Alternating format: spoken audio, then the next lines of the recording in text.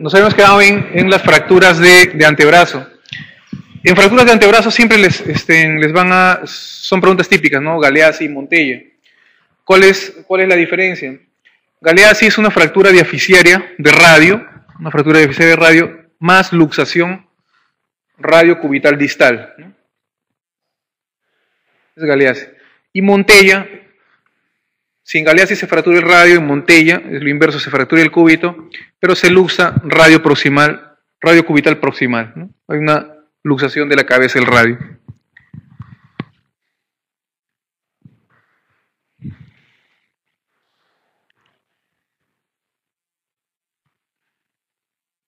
Es una radiografía de una fractura de Galeazzi, una fractura diaficiaria de radio y una luxación, si ven ahí, del cúbito distal. En la muñeca se aprecia y en preguntas, a veces les preguntan si en las fracturas de Galeazzi requiere manejo quirúrgico la luxación del cúbito distal.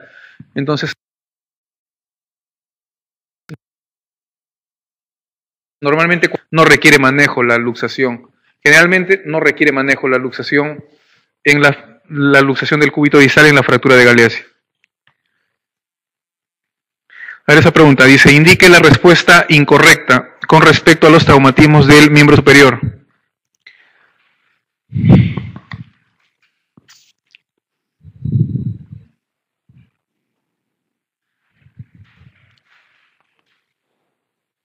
Ahí cuando ya les hablan de nombres propios, como les dije, tienen que saber la definición, ¿no? Fractura de Coles es la fractura de radio distal con desviación dorsal. Otro nombre, fractura de Hutchinson. La fractura de Hutchinson es la fractura de la apófisis estiloides del radio, ¿no? Se conoce también como fractura del chofer. Es el típico paciente que está manejando, ¿no? Está manejando y al impactar o sufrir un accidente de tránsito, impacta el automóvil y la muñeca contra el volante va a producir una fractura de la apófisis estiloides radial. Fractura de Hutchinson también se conoce como fractura del chofer.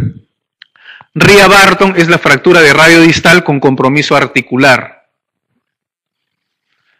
¿Qué otro nombre ven ahí?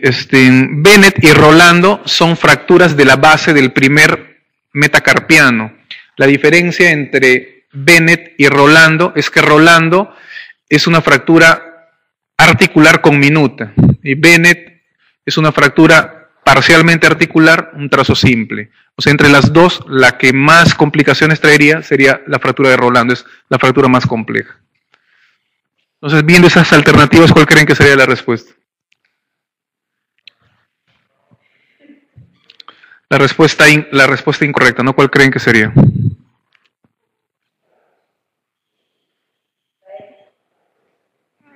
La 5. La fractura de Rolando, al ser intraarticular, es una fractura compleja y con minuta, suele optarse por un manejo funcional, un manejo conservador no. Si es una fractura articular, es quirúrgica, no debe operarse. A las otras dice, la fractura más frecuente radiodistal es la de Coles, sí, esa es la fractura. La típica fractura es que se produce con la muñeca en extensión y el brazo extendido, ¿no? Una caída de este nivel, fractura de Coles. La fractura de Hutchinson y de Ria-Barton requieren tratamiento quirúrgico, sí, ¿no? Son articulares. La fractura de escafoides, bueno, ahí te dan un dato, dice, ¿no? Mayor de 1 milímetro, con una... Cuando vean fractura de escafoides y te hablan de desplazamiento, de angulación, generalmente todas las fracturas van con manejo quirúrgico. La luxofractura de Bennett dice, precisa tratamiento con yeso, sí, entre las dos, Bennett y Rolando, Bennett va mejor con manejo ortopédico, manejo conservador, y Rolando con manejo quirúrgico. Entonces ahí la respuesta sería la 5, ¿no? La incorrecta. Hay otro término también que se utiliza, fractura del bastonazo, cuando escuchen, se refiere a la fractura diaficiaria del cúbito. Solo es la fractura diaficiaria del cúbito, es, como dice ahí, aislada, ¿no? No hay lesión articular ni proximal ni distal. Es el típico paciente que por defenderse, ¿no? Ante una agresión pone el antebrazo, ¿no? Y el hueso que está más expuesto en flexión es el cúbito, ¿no? Es el típico paciente que le van a agredir, pone el antebrazo, tiene una fractura, por eso es el mecanismo del bastonazo, ¿no? Fractura aislada de diáfisis cubital. Bueno, ya no creo que se maleen, pero en fracturas de radio distal hay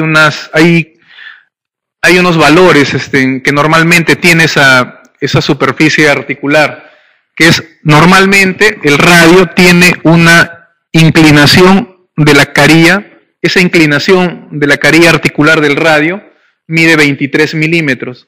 La altura de la apófisis estiloides del radio con respecto a la carilla articular mide 12 milímetros y en una vista, esta sería la muñeca así, en una vista lateral, la carilla articular del radio tiene una inclinación hacia anterior, ¿no? Que se conoce como tilt, que oscila entre 11 a 12 grados, ¿no? Dentro de todas las relaciones,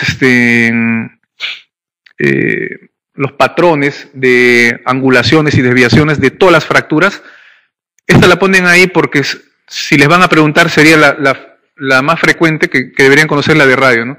Después de las otras articulaciones, y no creo que se las pongan, ¿no? Es la más frecuente. Fractura de radio distal, la más frecuente es la de Coles, desviación dorsal. La fractura de Smith es la desviación ventral o volar o anterior, ¿ya? Es lo contrario, lo inverso de Coles. La fractura de Ria-Barton es la fractura con trazo articular. La fractura de Hutchinson o del chofer es la fractura de la apófisis estiloides del radio, ¿no?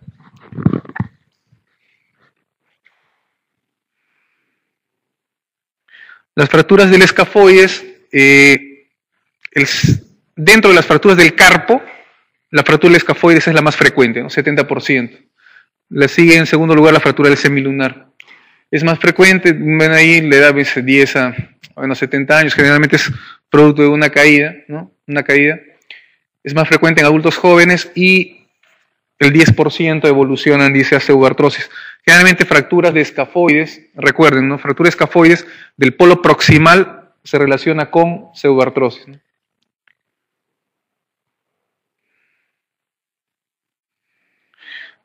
Vamos a pasar a las fracturas de miembro inferior, pelvis y miembro inferior. Acá hay un caso que dice, paciente 27 años, sufre un accidente de tráfico, luego del cual presenta hipotensión arterial persistente. No se aprecia ninguna herida sangrante, ya lógico, hay que pensar en que tiene un sangrado interno. Se ha descartado que existe hemorragia intratorácica o abdominal, ¿no? O sea, el tórax, abdomen, no contributorio, probablemente no han excluido esas causas. Y a la exploración la pelvis se abre y se cierra fácilmente. Ustedes cuando habrán leído en trauma en pelvis, habrán leído las lesiones en libro abierto, ¿no? Más o menos se está refiriendo a eso. A la exploración, la pelvis se abre y se cierra fácilmente con las manos. Señale la respuesta que considere incorrecta. ¿Cuál creen que es la respuesta ahí?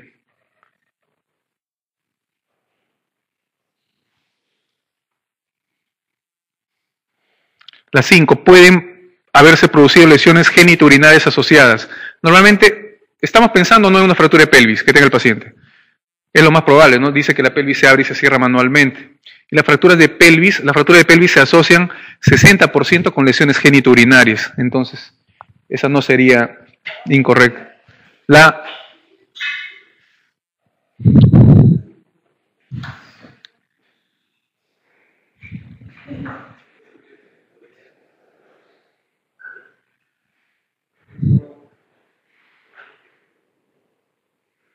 Otra respuesta. Entonces, la 5 es correcta, la 2. Las fracturas pélvicas que afectan al acetábulo. El acetábulo es la parte de la pelvis donde se articula, ¿no? La cabeza femoral. Las fracturas pélvicas que afectan al acetábulo sin desplazamiento pueden tratarse mediante tracción transesquelética. Fractura acetábulo sin desplazamiento, una fractura articular, te dice. Acá se está un poco excluyendo del caso, ¿no? Está relacionando solo a una fractura de acetábulo, dice sin desplazamiento. Puede tratarse mediante tracción transesquelética, sí, no está desplazada, se puede manejar con tracción. Vamos a ver la 1. ¿Ah? Sí, pero dice no desplazada. De ahí te dice puede tratarse, ¿no? También está jugando y puede tratarse. Contracción transesquelética sí es Es una indicación. Las fracturas de acetábulo no desplazadas se puede manejar con tracción esquelética. Vamos a ver la primera. Dice, el paciente probablemente presenta una fractura inestable de pelvis. Es correcto, ¿no? Al examen físico la pelvis dice que se abre y se cierra. La 3. Debe procederse a reducción abierta y osteosíntesis de la fractura de forma urgente. ¿Requiere manejo urgente? Sí. Pero una fractura de pelvis, una fractura inestable, el paciente probablemente se está chocando, tú no vas a hacer una cirugía abierta, ¿no? Vas a provocar más sangrado, vas a tener, lo que tú requieres, lo que necesitas es una fijación de esa pelvis lo más rápido para que el paciente no se te choque. Entonces, fractura de pelvis inestable es sinónimo de fijación externa. Entonces, no requiere reducción abierta.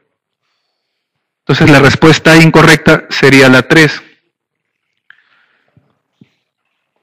¿Es importante descartar la existencia de una lesión concomitante plexo lumbosacro? Sí, las fracturas de pelvis se asocian a lesiones genitourinarias y lesiones del plexo lumbosacro.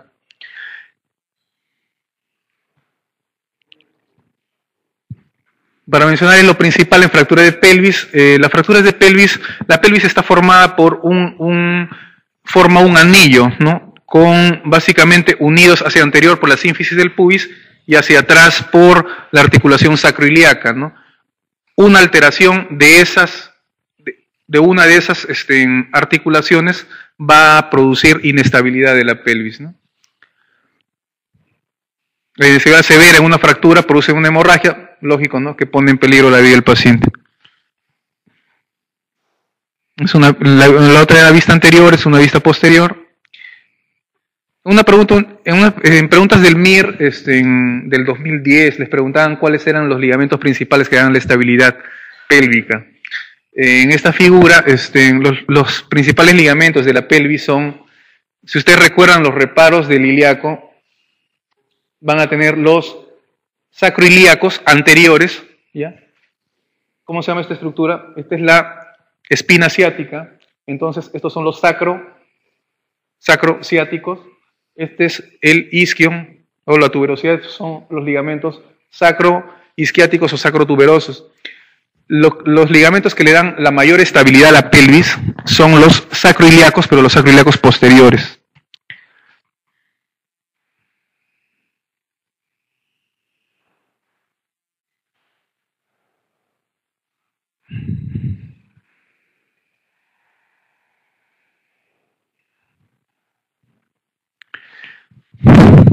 Cuando hablan de fractura estable o fractura inestable de la pelvis, es básicamente lo que les mencioné es si conservo o no la morfología del anillo pélvico.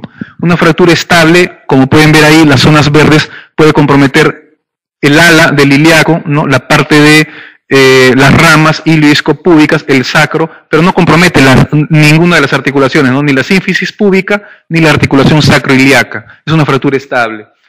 Parcialmente inestable es una fractura que puede comprometer o la articulación de la sínfisis púbica o la articulación sacroiliaca, pero no ambas. Es parcialmente inestable. Y inestable si compromete ambas articulaciones. Ese es a grandes rasgos cómo se puede definir la inestabilidad de la pelvis, ¿no? Y sinónimo de fractura de pelvis en emergencia es fijación externa, ¿no? Nunca reducción abierta.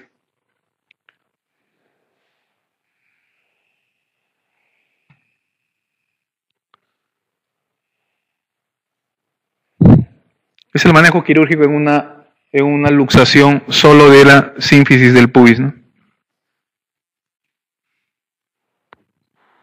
Acá es el centro de referencia de fracturas de pelvis y acetábulo de todo el Perú. Ahora vamos a ver ese caso. Mujer de 78 años, buen estado general, presenta una fractura desplazada del cuello femoral, que se produjo 10 días antes de su ingreso, ¿no? El típico paciente que lo mandan, que viene por consultorio, ¿no? Que se ha caído hace 10 días, y lo traen porque le duele mucho y no se puede parar, ¿no? Ese es el típico paciente que viene. ¿Qué tratamiento es el más correcto? ¿Cuál creen que es ahí la respuesta? 3. Tracción continua durante 3 semanas y posterior tratamiento de rehabilitación.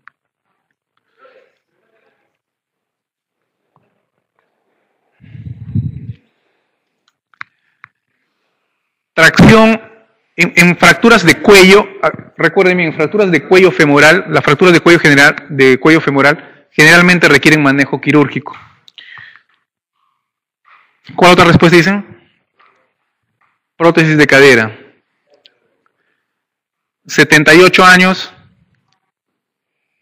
¿Por la edad sería tributario o no de una artroplastía? Por la edad. 78 años. ¿Ah? Claro, o sea, tiene un punto a favor, ¿ya? Fractura desplazada del cuello femoral. Vamos viendo las otras. Vendaje de yeso. En fracturas de cadera no se coloca yeso, ¿no? Clavo intramedular para fracturas diaficiarias, ¿no?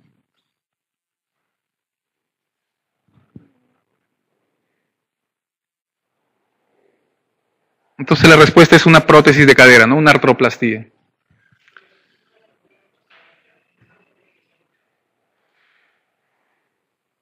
Ahí hay un punto, te dice 10 días. En las fracturas en paciente joven, que para traumas es menor de 70 años, paciente joven, generalmente te dicen en las primeras 24 horas de evolución, y una fractura no desplazada, un paciente joven no le vas a colocar una prótesis. Entonces sí es tributario de osteosíntesis, ¿no? Placa y tornillos, un paciente joven. ¿Por qué? El tiempo de vida media de una prótesis en un paciente que lleva una vida sana, bien cuidada, con todas las indicaciones, en promedio una prótesis le puede durar 10 años. A un paciente joven, un paciente de 30, 40 años que tiene una fractura de cuello femoral, no le vas a colocar una prótesis si, por ejemplo, tiene 30 años, ¿no? Esa prótesis bien cuidada le va a durar hasta los 40 años, a los 40 años reintervenirlo, no, ese paciente lo vas a someter a múltiples cirugías, ¿no? Entonces, pacientes jóvenes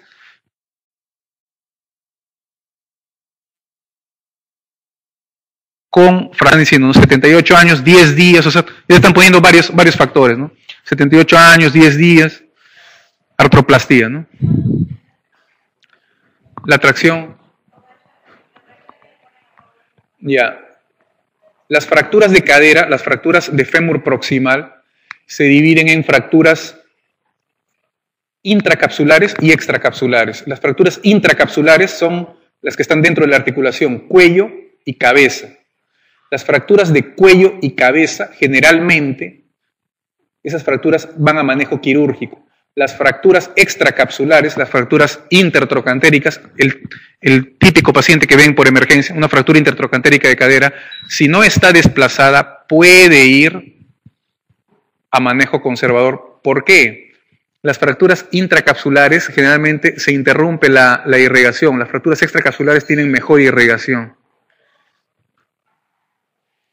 Pero la tracción es lógicamente, un paciente joven que tiene una fractura extracapsular, una fractura intertrocantérica, paciente joven, cuando te den datos así, un paciente joven, sin comorbilidades, debes de operarlo ¿para qué? Para que le des movilidad precoz, para que ese paciente se reincorpore rápido a su actividad. Pero si en un ejemplo te dicen una fractura intertrocantérica, un paciente diabético, 90 años, en cardiópata, ¿no? Ahí sí es manejo conservador, ¿no? Tracción.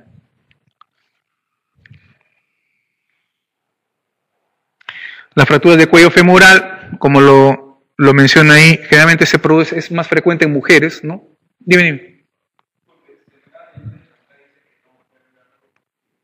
Sí, yo le explicaba al pata, pero no sé qué problema hay.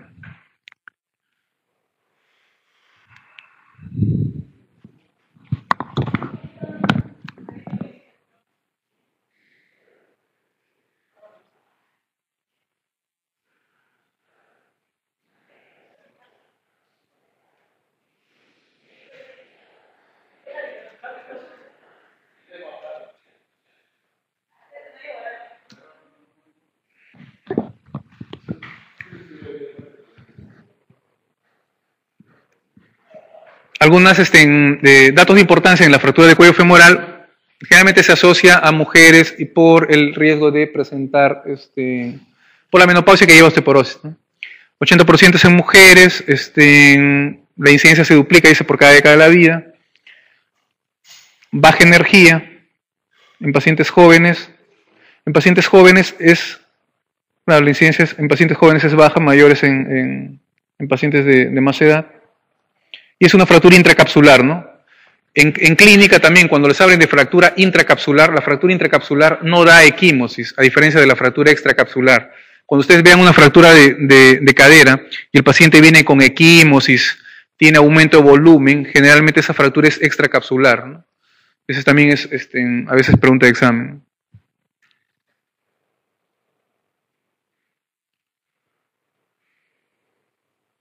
Bueno, es una clasificación de la clasificación típica de las fracturas de cuello, las fracturas de la clasificación de Garden, son 4 tipos. La fractura de tipo 1 es un trazo incompleto, la fractura tipo 2 es un trazo completo no angulado, la fractura tipo 3 es completo angulado y la tipo 4 es completa desplazada, ¿no? Esta es una fractura de cuello, lo que les mencioné, un paciente joven, se hace osteosíntesis, ¿no? Una osteosíntesis con tornillos. Se trata de rescatar la cabeza femoral. Si es un paciente ya mayor, 70, 80 años, generalmente van a artroplastía, ¿no? Ahí está, ancianos, artroplastía, ¿no?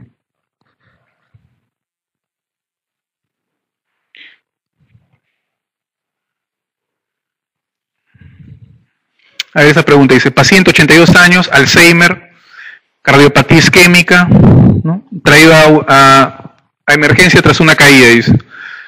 Radiográficamente presenta una fractura pertrocantérica, o sea, per es alrededor, no es una intertrocantérica. Con minuta, o sea, es multifragmentaria, dice. ¿Cuál sería el tratamiento más adecuado?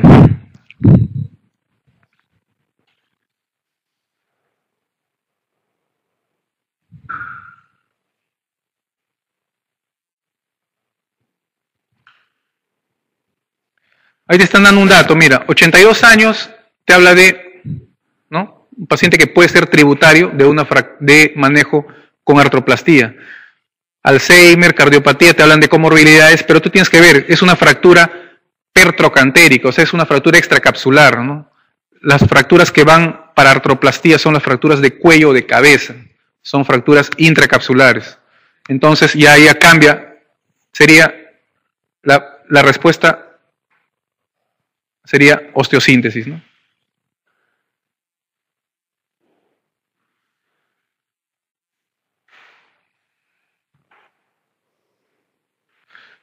Algo puntual en fracturas intertrocantéricas, dice, ¿no? Extracapsulares, equimosis, como les dije, en la cara lateral del muslo, son las fracturas que dan más clínica, ¿no? Son las más frecuentes del fémur proximal, después vienen en segundo lugar las de cuello y después la de cabeza. Las de cabeza son más raras, ¿no? Pacientes de mayor edad. El hueso metafisiario es bien irrigado, ¿no? A diferencia del hueso del cuello y de la cabeza. Y el tratamiento idealmente debe ser con osteosíntesis, ¿no? A diferencia de cuello-cabeza, artroplastía. Pertrocantéricas, osteosíntesis. Y el manejo, si les preguntan, el gold estándar es colocar una placa DHS, ¿no? Para las fracturas intertrocantéricas. Son siglas de Dynamic High Screw, ¿no? Tornillo dinámico de cadera.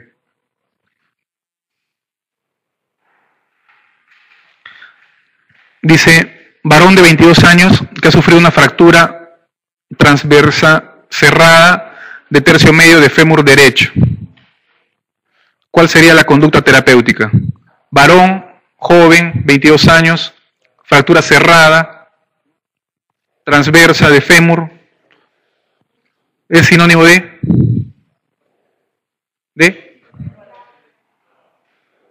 clavo intramedular. Clavo intramedular, ¿no?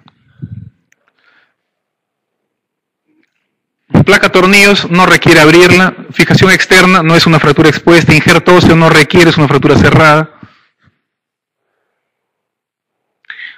Cosas puntuales sobre fractura de diáfisis femoral, es más frecuente en politraumatizados y tiene lesiones asociadas.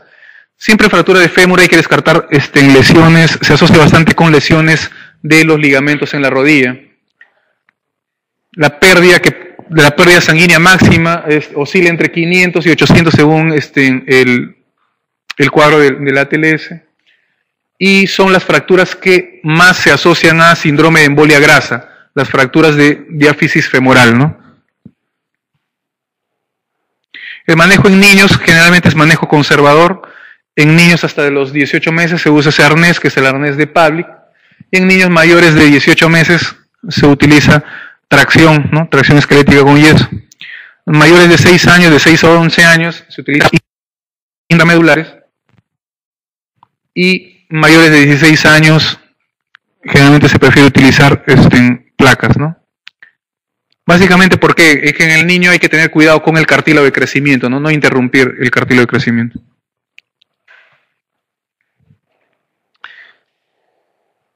Vamos a ver algo de luxaciones, ¿ya? A ver, esta pregunta dice, ¿cuál de los siguientes no es útil para hacer el diagnóstico diferencial entre esguince y luxación acromioclavicular?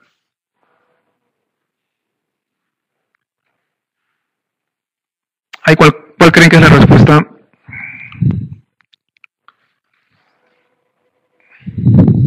La B, dolor selectivo de la palpación acromioclavicular.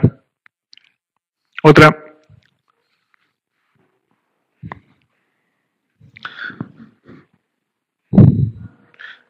Acá lo que te dicen es, quieren diferenciar entre esguince y una luxación acromioclavicular, ¿no?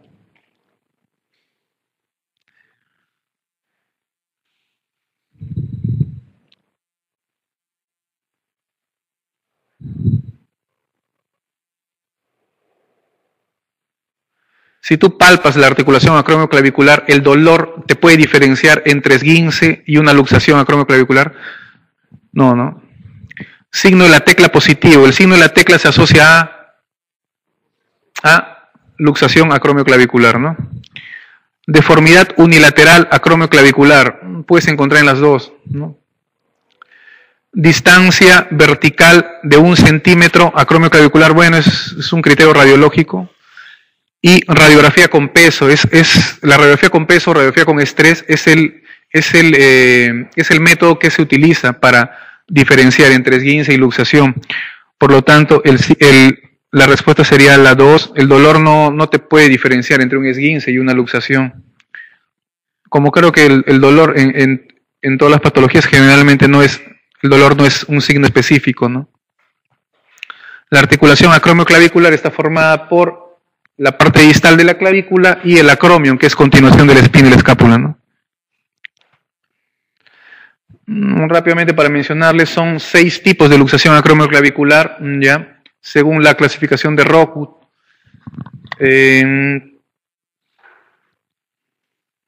Son básicamente dos zonas ligamentarias que se pueden comprometer en esta luxación, que es la articulación acromioclavicular y la articulación coracoclavicular. En la de tipo 1, la luxación acromioclavicular, la de tipo 1 es un esguince clásico, no hay ruptura de ninguna estructura ligamentaria. En la de tipo 2 hay una ruptura de los ligamentos de la articulación acromioclavicular y un esguince o una contusión en los ligamentos coracoclaviculares. En la de tipo 3 se rompen ambos. A partir de la de tipo 3 para arriba hasta las 6, lo que va a diferenciar es el desplazamiento de la clavícula. En el tipo 4 la clavícula se va hacia atrás, en la de tipo 5 hacia arriba y en la de tipo 6 hacia abajo.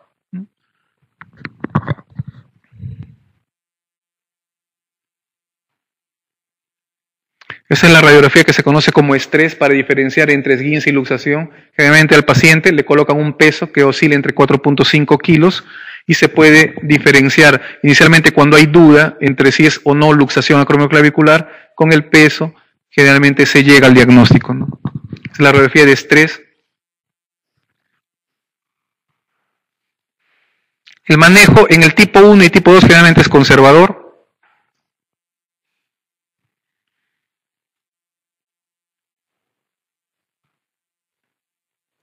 El tipo 3, como le dice ahí, ¿no? Es controversial. Algunos prefieren manejarlo conservador y otros quirúrgicos, pero del 4 hasta el 6 sí requieren manejo quirúrgico, ¿no? 4, 5 y 6 sí requieren manejo quirúrgico.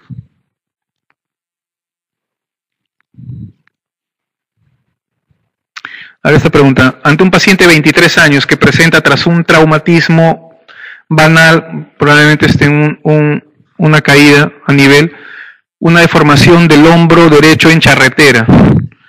¿Cuál de los siguientes diagnósticos es el más probable?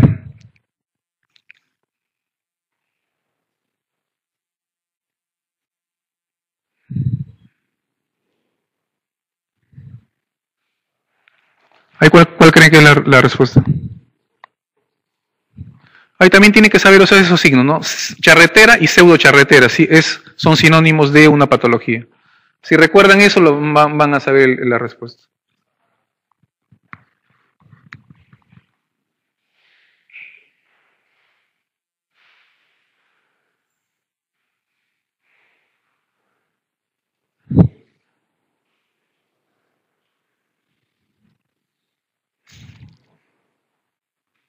El signo de la charretera es sinónimo de luxación glenohumeral y el signo de la pseudocharretera es sinónimo de luxación acromioclavicular. Y acá te dicen, signo de la charretera, tú piensas en luxación glenohumeral, o sea, en luxación de hombro, piensas. Buscas ahí tu respuesta, te dice tras un traumatismo banal, o sea, puede ser un pequeño golpe, ¿no? Una caída, ¿no? Entonces, ahí te hablan, buscas que hay luxación anterior, puede ser la respuesta, y recidivante, es lo más probable, si ha tenido un traumatismo banal, ¿no? Ya luxaciones recidivantes se deben a mecanismos de baja energía. Entonces, esa sería la respuesta, ¿no? Luxación anterior. Cuando te hablan de luxación de hombro, se refiere a luxación glenohumeral, ¿ya? Luxación de hombro es la glenohumeral.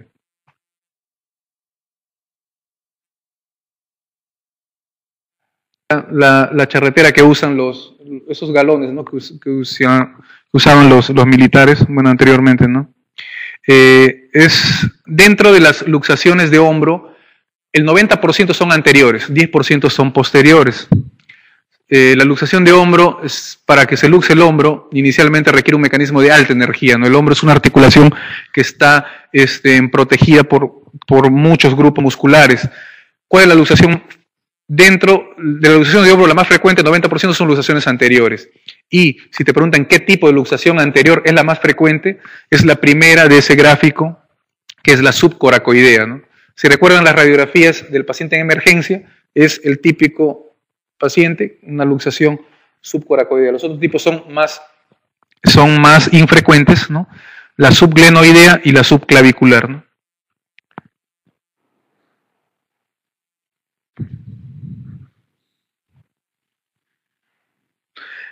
Cuando les pregunten, lesión, ¿de qué nervio se asocia luxaciones de hombro? ¿Qué marcarían? ¿Qué nervio? Cubital, otro. Mediano, otro. No, pues plexo braquial me está diciendo todos.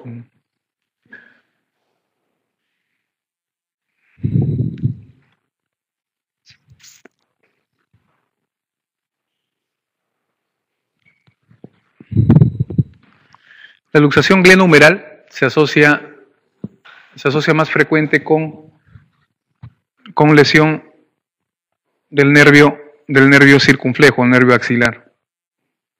Entonces,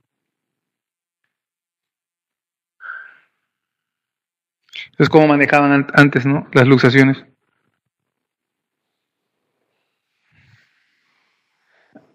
Aunque el tratamiento, como dice ahora, ¿no? El tratamiento no ha variado mucho.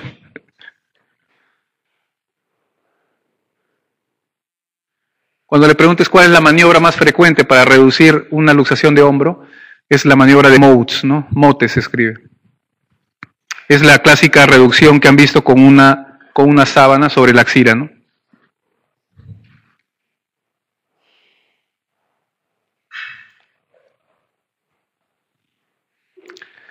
A ver, paciente de 25 años que tras un accidente deportivo presentó una luxación glenohumeral anterior. Desde entonces ha tenido 5 episodios de luxación en el último año. Indique la respuesta incorrecta entre las opciones.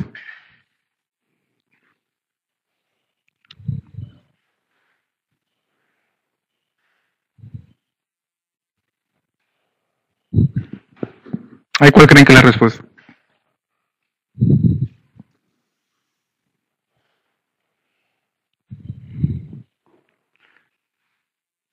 La 2. En la resonancia es probable que se observe una fractura de la porción posterior de la cabeza humeral.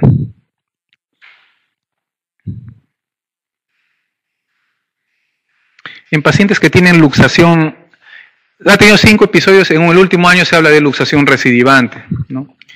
En pacientes que tienen luxación recidivante, acuérdense, pacientes que tienen luxación recidivante, un signo es que tengan fractura por compresión de la cabeza o del cuello humeral. Entonces, en la resonancia es probable que se observe una fractura de la porción posterior de la cabeza humeral, sí es probable. Entonces, esa no sería. Otra.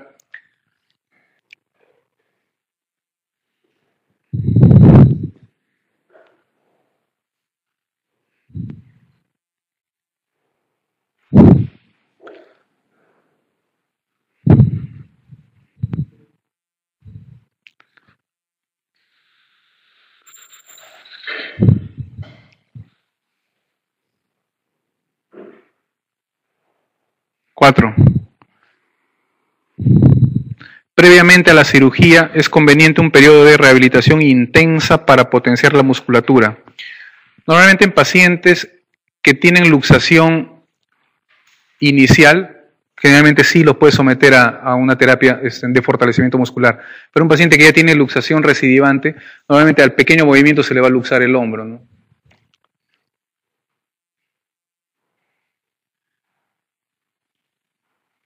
Entonces, esa es la respuesta incorrecta. Cuando te hablen de luxación recidivante, generalmente el paciente en luxación recidivante es tributario de manejo quirúrgico. Hay que operarle a ese paciente, ¿ya? Luxación recidivante es manejo quirúrgico. Luxación inicial, el primer episodio, sí es manejo con terapia física, ¿no? Medicina física y fortalecimiento muscular. Entonces, en luxaciones de hombro siempre les van a mencionar 2 lesiones. La lesión de Bankart y la lesión de Hill-Sachs.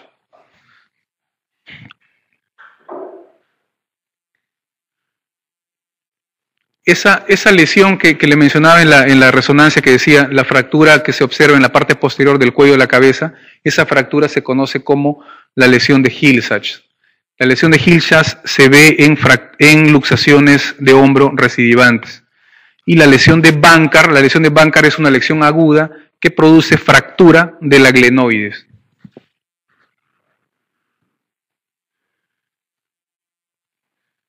En una imagen, eso sería la lesión de Bankart es una fractura de la glenoides, ¿no? Generalmente la lesión de Bankart va a manejo quirúrgico. La lesión de Bankart, como ven ahí, sería una vista axial, produce inestabilidad de la cabeza humeral, ¿no? En una vista artroscópica, esta es la fractura y esta es ya reparada, ¿no? Lesión de Bankart, entonces acuérdense, lesión de Bankart se asocia a luxación de hombro, pero es fractura de la glenoides, ¿no? La lesión de Hill-Sachs es como la cabeza humeral se luxa en forma recidiva, la luxación, esa cabeza se comprime, como están viendo acá, esa cabeza, tanto luxarse, se comprime contra la glenoides y produce una fractura por depresión. Esa fractura se conoce como Hill-Sachs.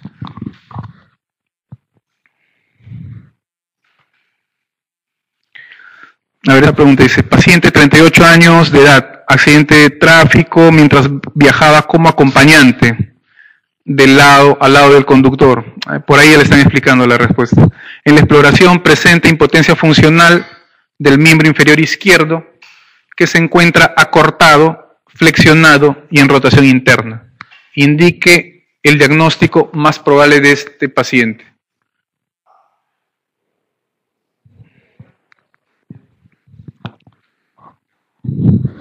¿Cuál sería? Accidente de tránsito, ¿no? Accidente de tránsito, alta energía. A la exploración te dicen que está sentado, ¿no? Eso también es un dato importante, va sentado. A la exploración presenta impotencia funcional de un miembro, se encuentra cortado, si está cortado o está fracturado o está luxado, flexionado y en rotación interna, ¿no? Esa es una posición típica que se conoce como la posición púdica. Eso se relaciona a luxación posterior de cadera, ¿no? La luxación posterior de cadera, el mecanismo que la produce es un accidente de tránsito en el cual el paciente va como ocupante y el paciente va sentado. Hay un impacto directo sobre la rodilla, un impacto directo que indirectamente va a producir la luxación hacia atrás, ¿no? Una luxación posterior de la articulación, ¿no? El paciente viene con el miembro acortado y en la posición, como dicen, ¿no? Posición púdica, ¿no? La cadera flexionada y rotada hacia adentro. A la inversa de la luxación anterior, el paciente viene con rotación externa también flexionada, ¿no?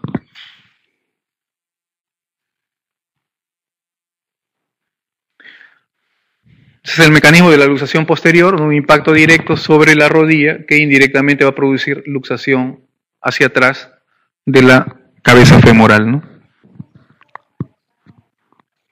¿Perdón? Ya, esa es una buena pregunta. La luxación, acuérdate, cuando hables de luxación o luxofractura, primero tienes que reducir. Primero tienes que reducir la luxación. Después ves si tiene o no fractura. Si tiene fractura, ves si le vas a dar o no manejo conservador. ¿Cuál sería para manejo conservador? Una fractura, por ejemplo, de acetábulo, como el otro caso, no desplazada. Fractura de acetábulo desplazada, sí tienes que operarlo. Pero primero resuelves la luxación. Mecanismo, generalmente todos son por accidente de tránsito, alta energía, ¿no? La luxación posterior es la más frecuente, ¿no? 85-90%. Y si se asocia a lesión de nervio, el nervio que se compromete ahí es el nervio ciático mayor, ¿no?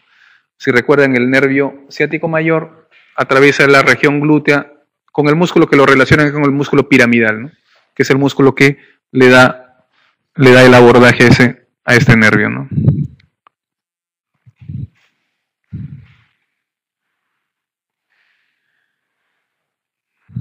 La luxación posterior, como lo mencionamos, la posición púdica, ¿no?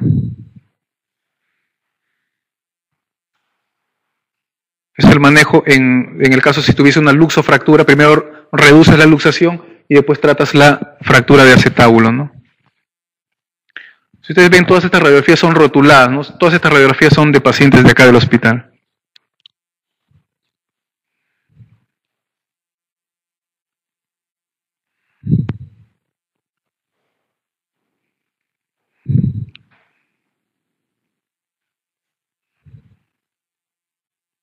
Ese es como el abordaje, ¿no? De la cirugía.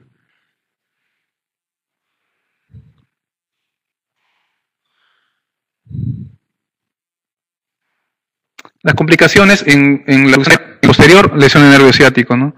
En la anterior, si en la posterior es el nervio ciático, en la anterior es el nervio crural o el nervio femoral, ¿no? El nervio femoral viene del plexo lumbar, ¿no? Y el nervio ciático viene del plexo sacro.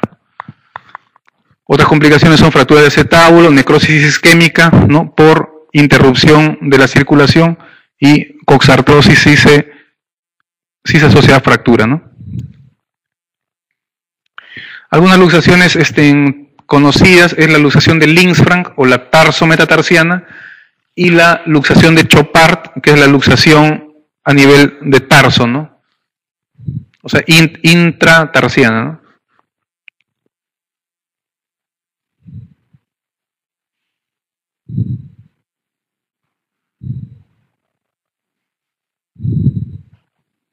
Vamos a ver algunas lesiones traumáticas en partes blandas. Hay un caso, dice, mujer de 55 años tras un traumatismo en el hombro, presenta dolor en la cara lateral del mismo irradiado a la cara anterior del brazo. El dolor aumenta por la noche. Al examen presenta limitación casi completa a la abducción y a la abducción contra resistencia, ¿no? En la radiografía dice solo se aprecia una distancia menor de 6 milímetros entre la cabeza humeral y borde inferior del acromion. Ante la patología que presenta, señale lo incorrecto.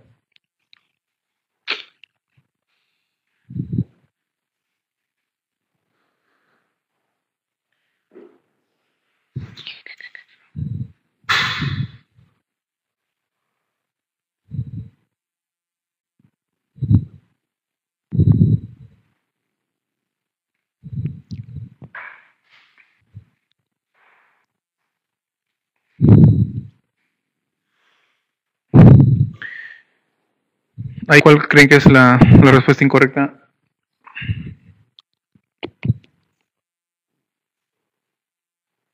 La 2.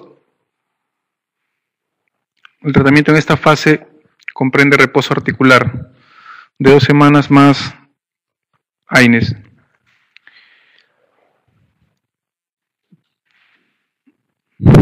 Te dicen que es una paciente mujer de 55 años, ¿no? Hay un traumatismo en el hombro, no te refieres, bueno, la intensidad, pero te dice que en la radiografía solo se aprecia, dice una distancia menos de 6 milímetros. Bueno, eso también es un dato también, ¿no? Es un dato específico ahí, esa distancia. Te dice lo incorrecto, se debe proceder a la reparación quirúrgica urgente. No hay fractura, no hay luxación, te dicen que la distancia es menor de 6 milímetros, o sea, generalmente no hay un desplazamiento mayor, entonces no requiere manejo quirúrgico urgente. Manguito rotador es la causa más frecuente del hombro doloroso, sí. El tratamiento en esta fase comprende reposo articular más AINES, sí, no hay fractura, no está luxado.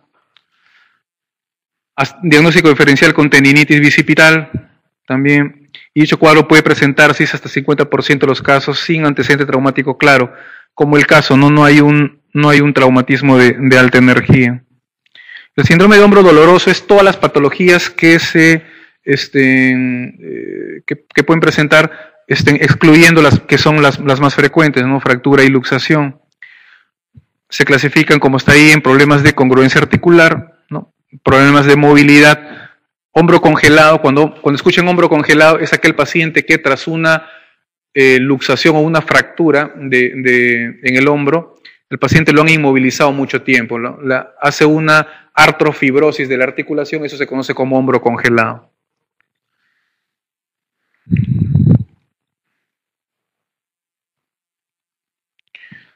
A ver, esta paciente de 19 años consulta 4 horas después de sufrir un traumatismo indirecto sobre rodilla izquierda, jugando fútbol. Ya. Un traumatismo indirecto jugando fútbol, ya. Probablemente no ha habido agresión directa, probablemente el traumatismo ha sido con movimiento solo de su cuerpo, ya. Se aprecia derrame articular y se realiza artrocentesis evacuatoria y subjetiva hemartros, ¿no? O sea, ya te están diciendo el diagnóstico, ¿no? Paciente con trauma de rodilla, en la cual hay una efusión articular, le haces una punción articular y encuentras hemartrosis, lo más probable es, señale cuál sería el diagnóstico más probable.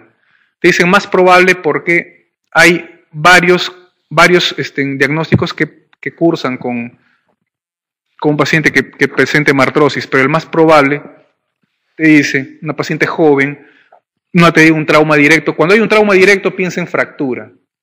Cuando hay un trauma directo, generalmente piensas en fractura, una fractura articular, puede ser una fractura del fémur o de la tibia. Cuando te hablen de traumatismo indirecto, siempre relaciónalo o a ligamentos o a menisco. Siempre, traumatismo indirecto, torsión sobre el mismo cuerpo. O sea, nadie no ha sufrido un trauma directo. Y ahora, eso también tienen que saber por anatomía. El ligamento cruzado anterior es intraarticular y el cruzado posterior es extraarticular. Entonces, si hay ruptura del cruzado posterior, no va con hemartrosis. El ligamento cruzado anterior, como es interarticular, si se rompe, va con hemartrosis. La lesión meniscal es bien raro que te produce hemartrosis. Si se produce sangrado es mínimo, ¿no? Es casi despreciable. Entonces, ahí fractura osteocondral, no ha habido trauma directo. Lesión del ligamento cruzado anterior es lo más probable. Cruzado posterior es extraarticular, no de hemartros. Arrancamiento meniscal. Es raro que te dé hemartrosis. Ahí te dice el más probable. Esguince del ligamento lateral interno. Es extraarticular también. Entonces ahí la respuesta es cruzado anterior. Esta pregunta les vino en el ENAM del año pasado. Estas preguntas se las ha filtrado el doctor Ciesa.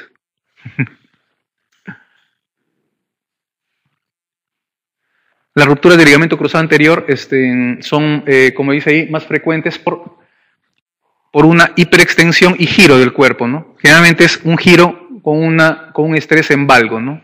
Y la hemartosis es aguda, 1 a 2 horas el paciente presenta hemartosis. Cuando hablen de traumatismo jugando fútbol, generalmente se relaciona al ligamento cruzado, ¿no? Una de las pruebas en el examen físico para diagnosticar ruptura de ligamentos cruzados es, aparte del cajón que es anterior y posterior, es la prueba de Lachman, ¿no? La prueba de Lachman se realiza con la rodilla, como ven ahí, en 30 grados y se hace traslación de la tibia hacia anterior, ¿no? Si la tibia se traslada, ¿no?, se luxa, se piensa en ruptura del ligamento cruzado anterior. Esta es una fractura típica, ese es un signo también. Si escuchan fractura de Segon, la fractura de Segon se relaciona a ruptura del ligamento cruzado anterior. Le pueden describir un cuadro clínico, ¿no? Paciente ahí, igual, ¿no?, jugando fútbol, todo. No le hacen punción, pero en la radiografía encuentran fractura de Segon, ligamento cruzado anterior. Es una fractura por abulsión de la cabeza del peroné, ¿no?, la fractura de Segon.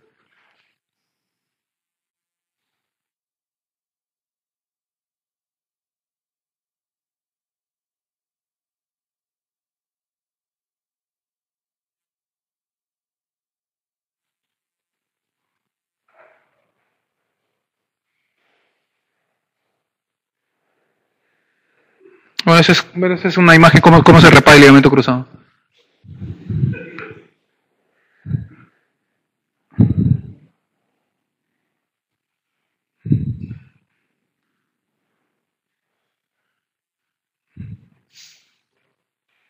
Está haciendo hipovolemia y el tigre. A ver, paciente de 25 años, jugando fútbol, sufre un traumatismo indirecto en la rodilla, girando el fémur sobre la tibia, dice, ¿no? Con los tacos, bueno, ¿no?, los toperoles clavados en el césped, acude tras 15 horas con leve derrame articular, dice, se realiza artrocentesis y el líquido es de característica seroso. No hay traumatismo directo, excluyó yo fractura. No hay, el traumatismo se ha producido sobre su mismo cuerpo, ha girado, ¿no?, un traumatismo rotacional, leve edema, leve derrame articular, y a la artrocentesis no hay sangre. Lo más probable es cruzado anterior, no, cruzado posterior tampoco. Artritis, está fuera ahí del caso. Lesión osteocondral, no ha habido trauma directo. Lo más probable es una lesión meniscal, ¿no?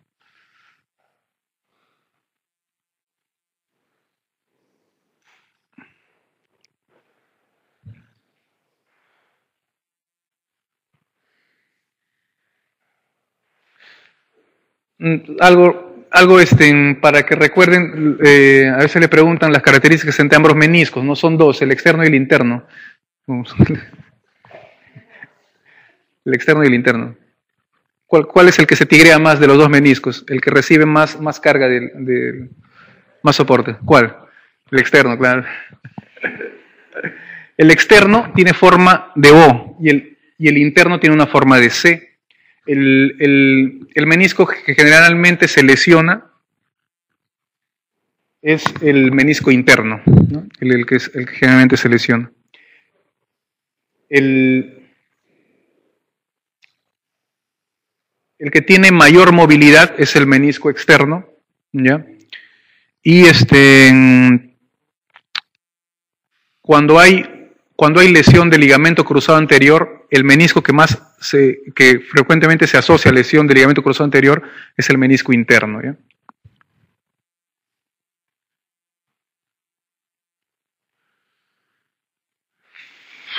alguna función de los meniscos es, los meniscos sirven de soporte, ¿no? Para que no haya roce entre fémur y tibia, ¿no? Entre cóndilos femorales y platillos tibiales, ¿no? Absorción de fuerzas, transmiten la carga, la distribuyen en forma, que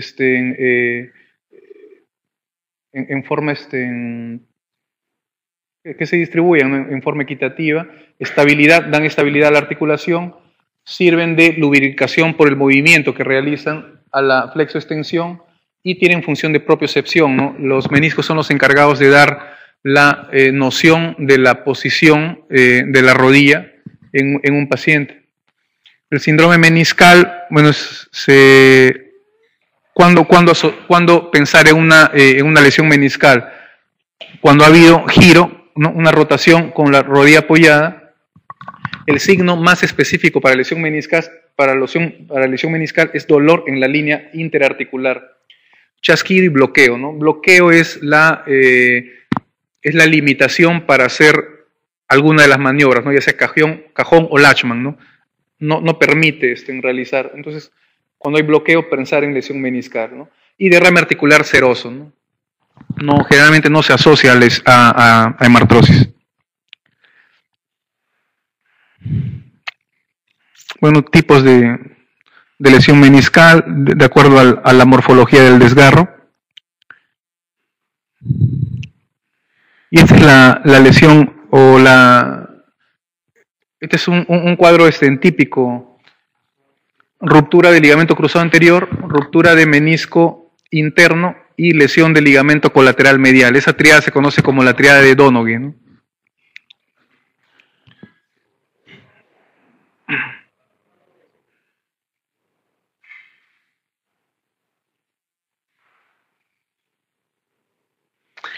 El menisco discoide es una malformación del menisco, ¿no? Normalmente el menisco debe tener una porción libre, ¿no? Ya sea el externo que es circular o el interno que es en forma de C. El menisco discoide normalmente no hay esa luz, ¿no? Es el menisco todo completo, ¿no? Como si fuese toda una estructura circular, ¿no? El menisco discoide requiere manejo quirúrgico cuando da clínica, ¿no? Si no da clínica, generalmente no se opera el menisco discoide. A ver, paciente de 23 años acude al servicio por dolor en tobillo derecho, impotencia funcional tras sufrir algo que describe como si le hubieran dado una patada. Eso también eso es típico, ¿no? Cuando escuchen así, como si le hubiesen dado una patada, mientras realizaba aeróbicos. A la exploración, la prueba de Thompson es claramente patológica. Paciente joven que refiere un dolor como si le hubiesen dado una patada y tiene maniobra de Thompson positiva, ¿en qué están pensando? Lesión de...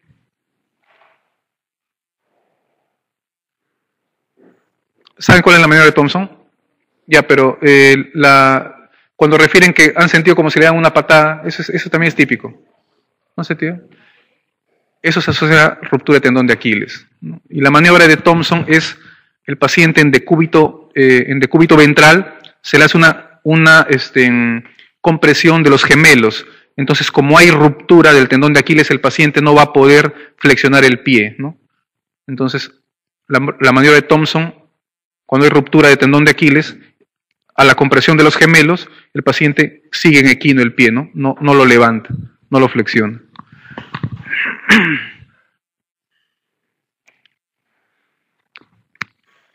Entonces, ahí, ¿cuál sería lo falso?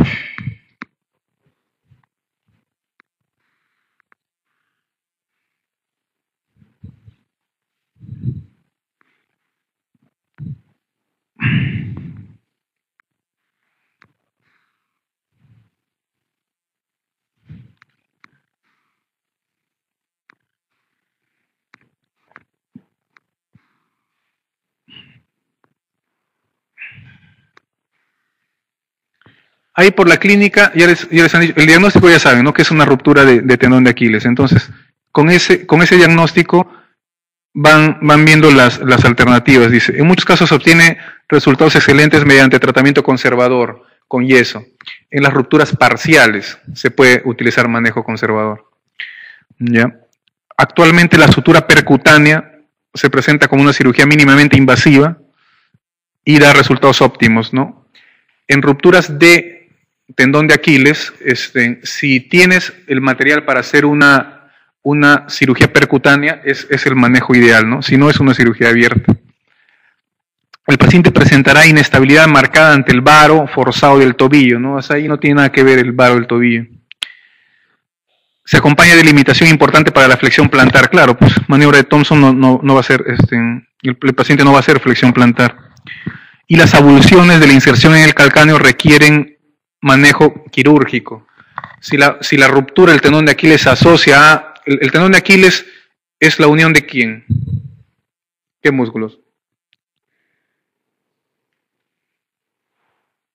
Los dos gemelos, el interno y el externo, el sóleo y el plantar delgado, ¿no?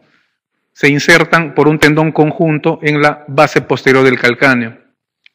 Rupturas de tendón de Aquiles que les digan que tiene avulsión del calcáneo, manejo quirúrgico, ¿ya? Siempre, cuando hay avulsión del calcáneo, el paciente tiene que operarse. Entonces ahí la respuesta falsa sería la 3, ¿no? No, el varo del tobillo no tiene nada que ver ahí.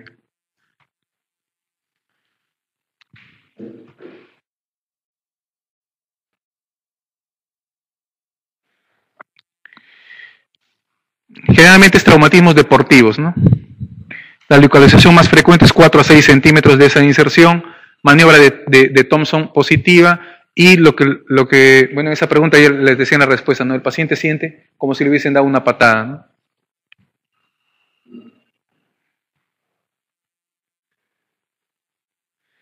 La ecografía, si bien es muy útil, como dice acá, da muchos falsos positivos.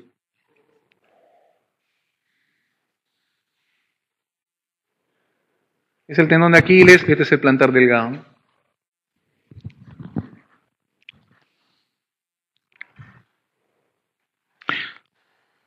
¿Cuáles son los signos clínicos de una ruptura de tendón de Aquiles? Uno, el paciente lo que les va a decir es que tiene limitación para, ¿qué va a hacer? El paciente no puede hacer flexión plantar del pie, ¿no? Esa es la función del tendón de Aquiles. ¿Qué pasa? El paciente le dice que no puede levantar, ¿no? No puede levantar ese miembro sobre el pie. El paciente en posición de decúbito dorsal, normalmente el tendón de Aquiles le da al pie un equino que es fisiológico, que es más o menos 15 grados. Cuando hay ruptura del tendón de Aquiles, el pie se torna en 90 grados, o sea, hay pérdida de ese equino, ¿no? Esa pérdida del equino fisiológico se conoce como el signo de Brunet-Geddy, ¿no? Es, bueno, más rebuscado, pero lo que ustedes tienen que saber es maniobra de Thompson al examen físico, ¿no? Flexión plantar es imposible, ¿no? Como dice ahí, el apoyo imposible sobre la punta del pie, el paciente no puede realizar eso, y el signo de Thompson provoca no va a haber flexión plantar, ¿no?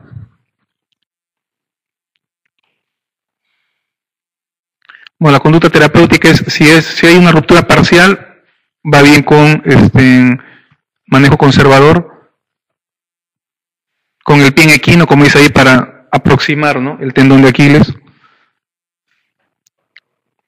4 a 6 semanas. Reeducación de apoyo progresivo y reeducación del tríceps sural, ¿no? Ventajas es que, bueno, no requiere anestesia ni hospitalización, es manejo conservador. Y los inconvenientes es la duración, ¿no? Generalmente el paciente 4 a 6 semanas tiene que estar con el yeso, ¿no? Si la ruptura es total, es manejo quirúrgico ya. Y una de las complicaciones es la cicatriz, ¿no?, que puede producir. Una necesidad técnica del manejo quirúrgico. Vamos a ver unos casos de ortopedia infantil, que es el último tema. Un niño de 7 años dice, consulta por dolor en la muñeca tras haberse caído de la bicicleta 2 días antes. A la exploración, leve tumefacción e intenso dolor en la extremidad distal del radio, sin deformación.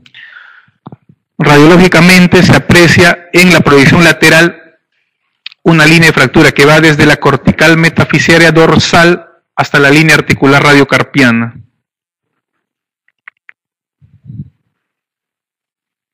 El diagnóstico, ¿cuál sería?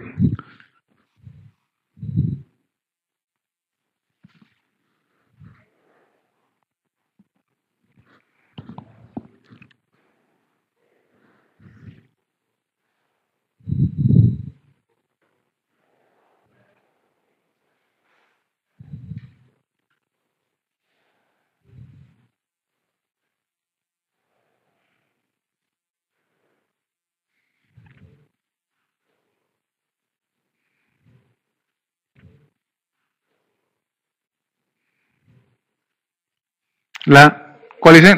La 3, fractura en tallo verde.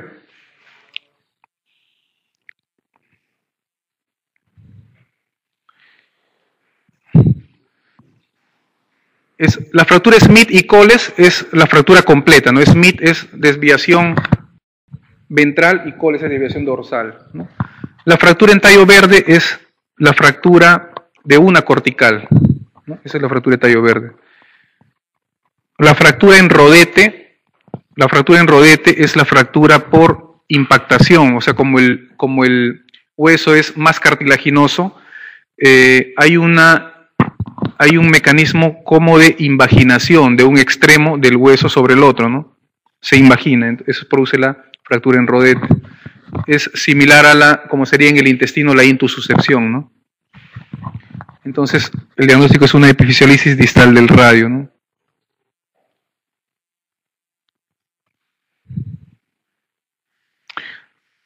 Cuando el hueso es flexible, ¿no? Cuando el hueso es flexible, el hueso es cartilaginoso, se producen las fracturas en rodete, las que les mencioné, tallo verde, una cortical, o incurvaciones plásticas, o sea, el hueso se nota, hace una curvatura, pero en la radiografía no se observa trazo de fractura, ¿no? Eso se considera que hay una fractura, pero es microscópica para que produzca esa incurvación, ¿no? Cuando hay compromiso del cartílago de crecimiento, acuérdense, esas fracturas se denominan Salter-Harris en los niños, ¿no? Fracturas que comprometen el cartílago de crecimiento.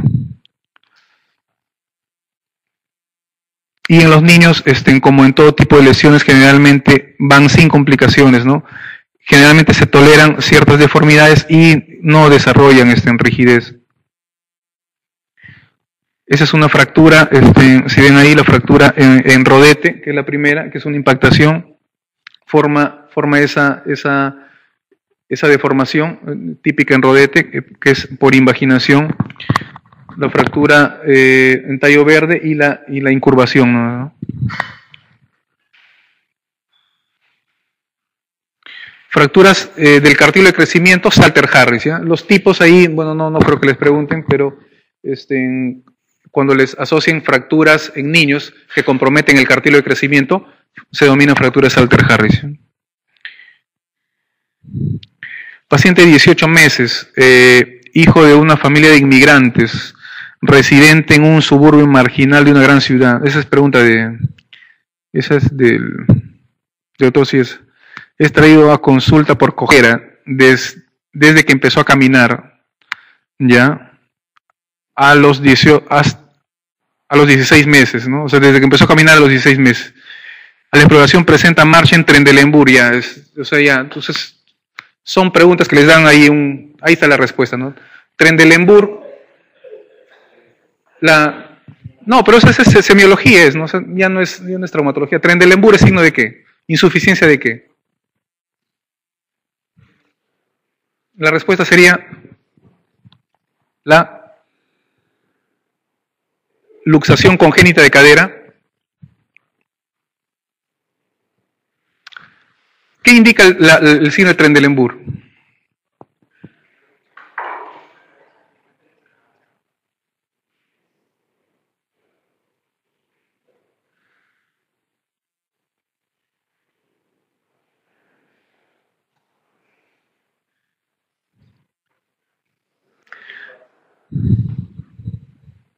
Si el paciente presentó esa cojera, dice que probablemente la lesión ya la haya tenido, solo que se han dado cuenta desde que empezó a caminar, ¿no? El signo de Trendelenburg se asocia a insuficiencia del glúteo medio y Trendelenburg se asocia a luxación o displasia del desarrollo de la cadera, ¿no? Bueno, eso es para diagnóstico diferencial entre las patologías más frecuentes, entre displasia cadera, artritis séptica, sinovitis, pertes y epifisiolisis. En algunos ejemplos les voy a indicar cada una de ellas. Con respecto a la displasia del desarrollo de la cadera, los sinónimos son enfermedad luxante cadera o luxación congénita de cadera, ¿no? Hay una alteración en el desarrollo de uno de los elementos que constituyen la articulación. Puede ser la parte ósea, la parte ósea o la parte músculo-ligamentaria, ¿no? Partes blandas, como en este caso, una atrofia del glúteo medio puede llevar a una displasia de desarrollo de la cadera, ¿ya? Alteración en el crecimiento de la cabeza femoral, núcleo de la cabeza femoral, o de la otra porción de la articulación, ¿no? Del acetábulo, ¿no? Es más frecuente en mujeres, ¿no? Es más frecuente la cadera izquierda, ¿no? Y se asocia más frecuente a partos o a oposición podálica, ¿no? Posición podálica. Esos son los dos signos que siempre preguntan, ¿no? Barlow y Ortolani. Barlow es la luxación de la cadera y Ortolani es la reducción, ¿no? De la luxación. Barlow es la maniobra, es el chasquido al luxar la cadera y Ortolani es el chasquido al reducir la cadera.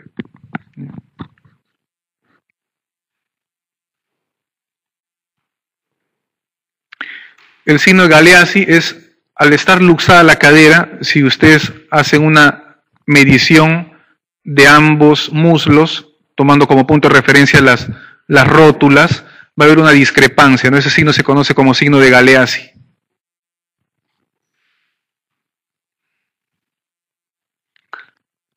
Buenos signos radiológicos. Lo que les pueden preguntar acá es, normalmente cuando se trazan estas líneas, se sospecha en luxación de la cadera, cuando al trazar estas líneas, el núcleo de la cabeza femoral se encuentra por fuera de esta línea, ¿no? Normalmente debe estar por dentro, como en esa zona. Esas líneas, esos cuadrantes se conocen como los cuadrantes de Obredam.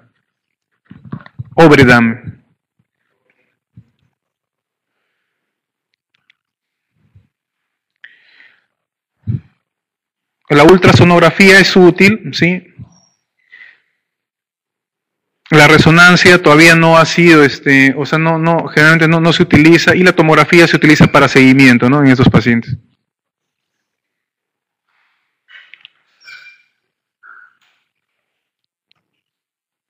El tratamiento varía, ¿no? En recién nacidos y en lactantes generalmente se utiliza el manejo conservador, y de preescolares hasta adolescentes y adultos el manejo es quirúrgico, ¿no?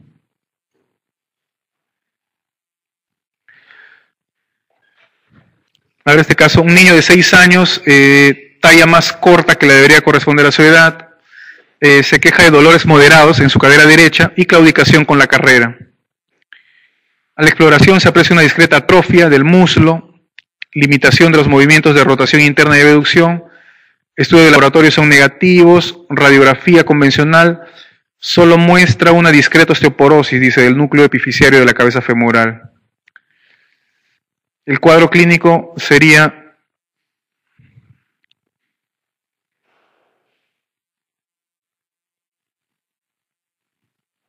¿Cuál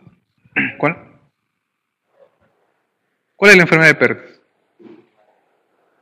De la cabeza femoral, la necrosis vascular, ¿no? El paciente te dice, no, aparentemente según el cuadro no ha tenido un trauma, no ha tenido un accidente, no ha tenido un trauma directo. No hay, a la radiografía solo te observa, dice, ahí te están dando el diagnóstico, ¿no? En la radiografía solo hay una discreta osteoporosis del núcleo epifisiario, eso te indica que no ha habido crecimiento de ese núcleo. Artritis inespecífica no va, ¿no? Quiste óseo, epifisiolisis, no hay mayor Quisteo lo verías en la radiografía, la epifisiolisis también, que es el desplazamiento, tuberculosis de la cadera, está alejado, entonces el diagnóstico más probable es la enfermedad de Lech-Perthes-Calvé, ¿no?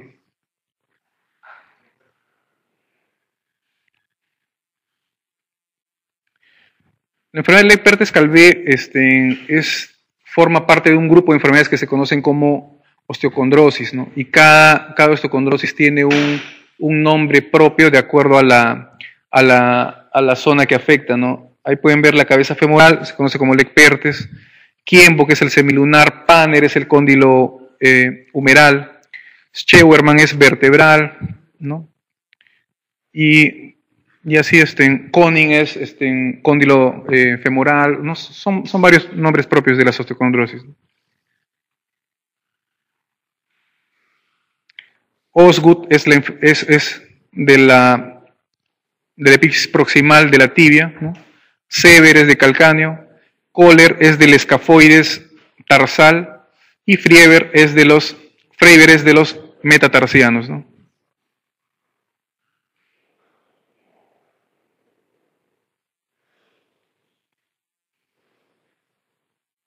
Esa es la radiografía típica, ¿no? De la enfermedad de Perthes solo se observa osteoporosis del núcleo de la cabeza femoral, ¿no? A ver, paciente obeso, 14 años, acude a la consulta por dolor en cara anterior del muslo, desde un partido de fútbol. Entonces ya ahí jugando fútbol ya te implican probable trauma, ¿no? No presenta ningún signo, una actitud de inflexión y rotación de la cadera, limitación dolorosa a la movilización articular. El diagnóstico sospecha debería ser, si es un niño de 14 años todavía tiene cartílago de crecimiento, si tenía un trauma jugando fútbol, lo que hay que descartar, dice 15 días antes, ¿no? Si tiene un trauma hay que descartar que tenga o fractura o que tenga lesión del cartílago de crecimiento. Las artritis las sacamos de ahí. Bloqueo meniscal, bueno, no tiene nada que ver con la cadera, ¿no? Perthes, ha habido un trauma, ¿no? No es el cuadro clínico típico. Entonces, lo más probable es, si habría dentro de las alternativas, fractura de Salter-Harris sería una respuesta. La epifisiolisis es el desplazamiento, ¿no? Del cartílago de crecimiento. Siempre en niños hay que descartar compromiso del cartílago de crecimiento, ¿no? La epifisiolisis del fémur se caracteriza por desplazamiento del cartílago que une cabeza femoral de cuello femoral, ¿no?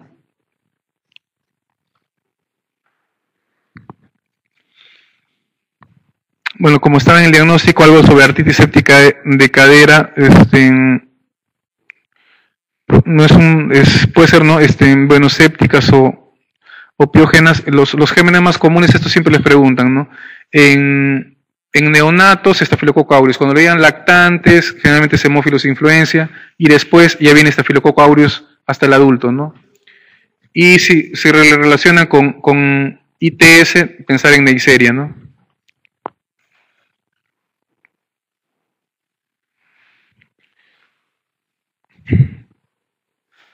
En drogadictos cambia, en artritis séptica es más frecuente Pseudomonas, Serratia y Cándida, ¿no? Salmonella siempre en anemia falciforme, anemia megaloblástica, lupus. En artritis séptica, cuando les mencionen, ¿no? Anemia falciforme, megaloblástica, lupus, salmonella.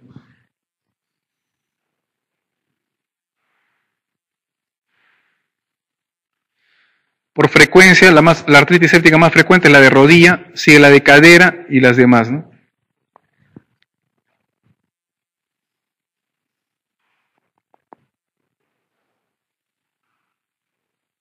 Bueno, el diagnóstico diferencial, bueno, el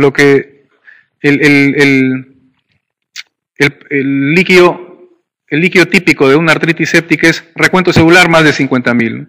Ácido láctico lógicamente aumentado, la glucosa disminuye y la proteína aumenta, ¿no? El valor normal la proteína es 2.5 no gramos por decilitro. Normalmente debe estar mayor y el pH lógicamente es ácido, ¿no?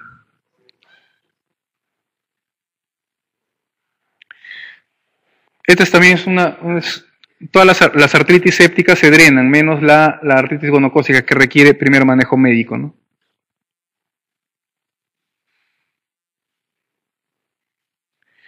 A ver, al servicio de urgencias es traído un niño de 5 años por dolor inguinal, dice, 48 horas de evolución.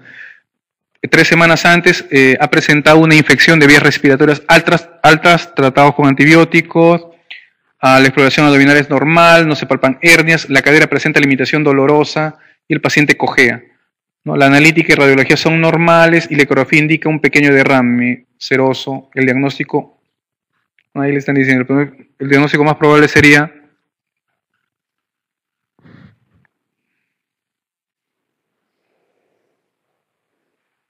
sinovitis transitoria de cadera, ¿no?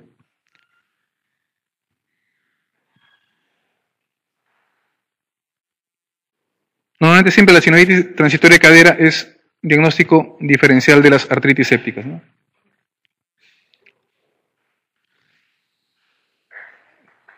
Pueden hacer algunas preguntas que les hayan quedado de todo, o de algún segmento en especial. Ya. En- en- a ver, ahí puso el doctor Tice otras preguntas.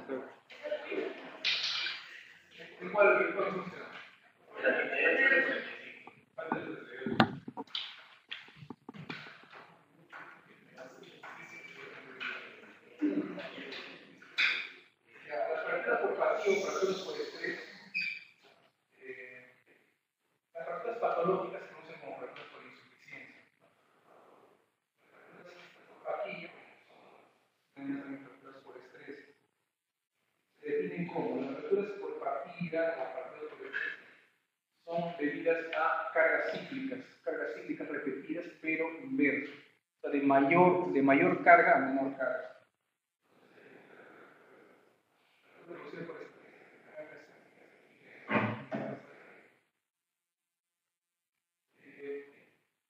Cosas de compresión, hueso sano o patológico. No pago, ¿eh?